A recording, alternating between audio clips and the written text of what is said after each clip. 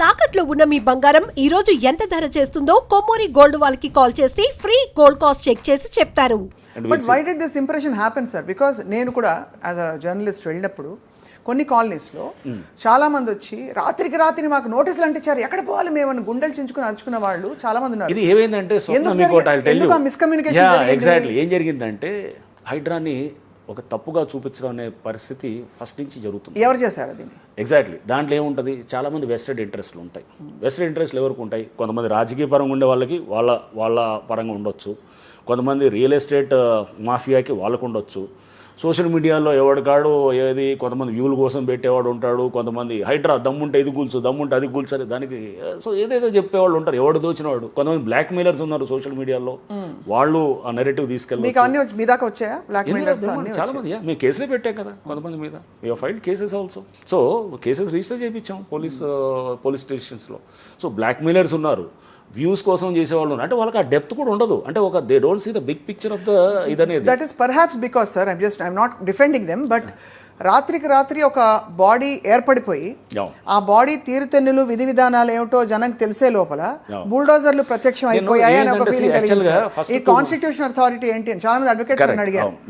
I will clarify on that also. మీకు హైడ్రా పుట్టింది July 19, 2024.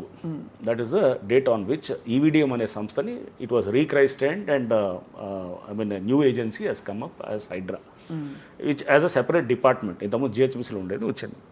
వచ్చిన తర్వాత ఒక 2 months we were on actually on demolition spree, మొత్తం కూలగొడుతూ పోతున్నాం. ఫస్ట్ నాగార్జున గారి చేయలేదు. నాగార్జున గారిది status quo order was given in 2014. 10 ఏళ్ళు స్టేటస్ కో మీద నడుస్తుంది, బెంచ్ మీద రావు అనమాట. ఎందుకు ఆగిందంటారు? అది ఆయన మేనేజ్ చేస్తూ వచ్చారు అనుకోవాలి. అంటే how should we interpret as media people? నేను I don't want to get into all those things because systemic గా ఉండేటటువంటి ఇష్యూస్ ఉంటాయి. సో సిస్టమిక్గా ఉండే ఇష్యూస్లో it didn't come on to the bench. So అది రావట్లేదు, రాకుండా సమ్వేర్ ఇట్ జరుగుతూ పోతుంది. అంటే నాగార్జున గారు కాదు, అలా చాలామంది వేలాది మంది అలా జరుగుతుందన్నమాట. సో జరుగుతున్నది. సో సిస్టమ్ని they are well versed with the court craft ఉంటుంది కదా, ఎట్లా తీసుకురావాలి, ఎలా చేయాలనేది, దాంట్లో దే ఆర్ వెల్ వర్స్డ్ అనమాట. సో 2014లో ఏమొచ్చింది సార్ నాగార్జున గారి ప్రాపర్టీస్ గురించి? అప్పుడే వెళ్తే అప్పుడు స్టేటస్ కో తీసుకొచ్చారు, తెచ్చి స్టేటస్ కో మీద ఇట్ వాస్ అంటే you can't continue to use this as this thing అనా?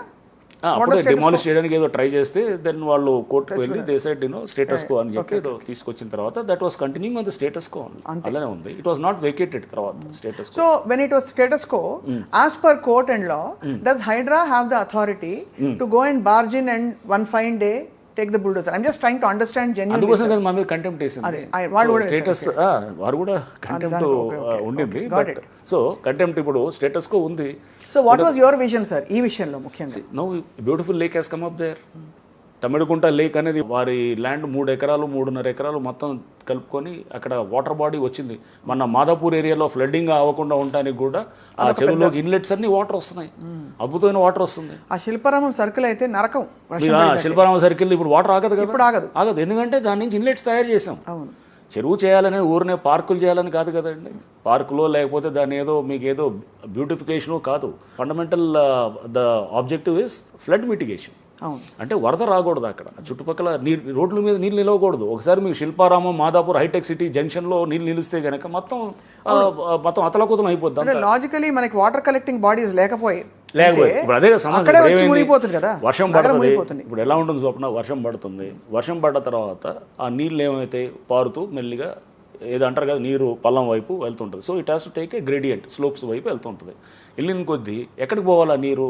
అక్కడ చెరువులు ఎప్పుడూ 100,000 ఏళ్ళ నుంచి తయారైనటువంటి చెరువులు, లేకపోతే ఆర్టిఫిషియల్గా తయారైన చెరువులు ఉంటాయి, న్యాచురల్గా తయారైన లేక్స్ ఉంటాయి. ఆ నీరు ఎక్కడికో హార్వెస్టింగ్ ఉంటుంది. అంటే ఈ నీరు ఎక్కడో చేరాలి, ఒక పల్లపు ప్రాంతంలో, అంటే ఒక లో లయింగ్ ఏరియాకి చేరాలి. అదే చెరువు.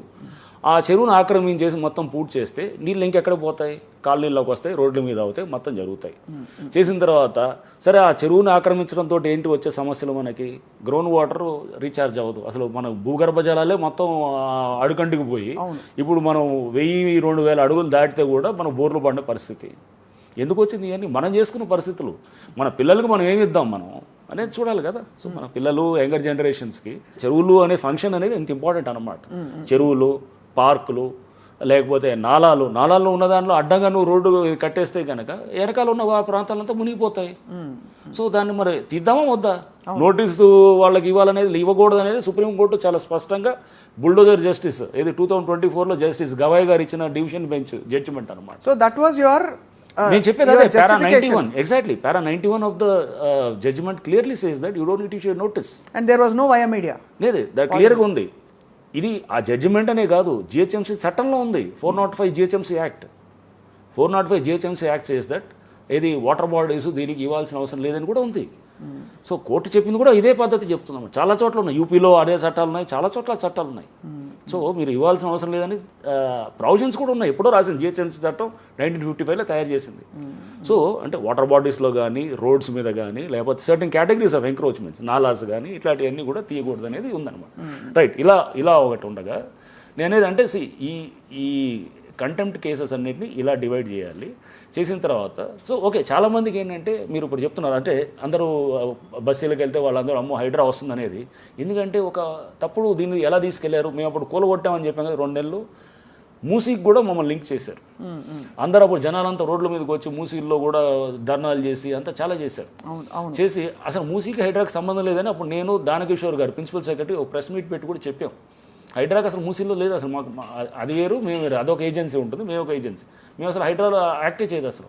బట్ ఏం చేశారు, మూసీలో కూడా చాలా బిల్డింగ్లు కూల్చడానికి హైడ్రా మొత్తం వేలాది బిల్డింగ్లు తీసేసి ప్రాజెక్ట్ తయారు చేస్తుందని చెప్పి వాళ్ళంతా తయారయ్యారు. జనాలంతా వాళ్ళంతా వచ్చి వాళ్ళు అంటే జనాల్ని రెచ్చగొట్టడానికి, జనాల్ని తప్పుదో పట్టించడానికి రకరకాల వాళ్ళు రకరకాల పద్ధతులు చేసుకుంటూ వచ్చారు.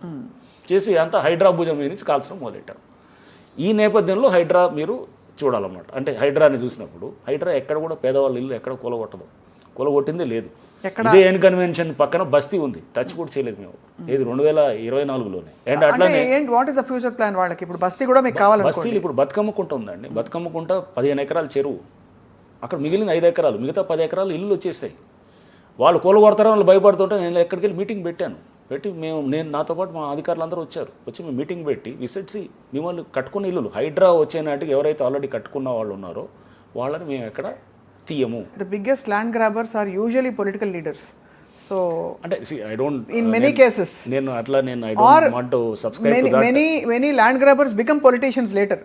బట్ రెండిటికి రియల్ ఎస్టేట్ కి పాలిటిక్స్ కి ఒక దగ్గర అంటే ఇట్స్ ఒక బిజినెస్, అడ్మినిస్ట్రేషన్, పొలిటీషియన్. ఈ నెక్సెస్ అనేది ఇప్పటి నుంచి కాదు, చాలా చోట్ల నుంచి ఉందన్నమాట. ఈ నెక్సెస్ ఉంది, అదే నెక్సెస్ కంటిన్యూ అవుతుంది అనమాట. అంతే. సో ఎక్కడెక్కడ ఉన్న చాలా చోట్ల ఈ ల్యాండ్ గ్రాబింగ్లో కూడా అన్నిట్లో ఇదే ఉంటుంది ఎక్కడైనా కానీ. దిస్ ఇస్ ద మనకు తెలిసిన చరిత్ర ఇది అంతా కూడా. సో ఆ చరిత్రలో ఇది కూడా అనమాట. ఒక ఇది బ్యూరోక్రసీ అండ్ ఇది business are real estate mafia. అందరు కాదు, అందరు రియల్ ఎస్టేట్ వాళ్ళు తప్పని అనడానికి లేదు.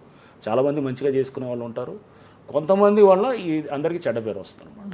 కొంతమంది పొలిటీషియన్సే ఇట్లాంటి సమర్థిస్తుంటారు, ఇది తప్పుడు పద్ధతులు, అందరూ చేయరు. కొంతమంది సివిల్ సర్వెంట్సే చేస్తారు, అందరూ చేయరు. ఇది ఇట్లాంటి తప్పుడు అంటే నేను అందరినీ తెచ్చి ఒకే దాని కింద కట్టేసి వీళ్ళందరూ మొత్తం as a class they are totally ఇది అనేది అనట్లేదు.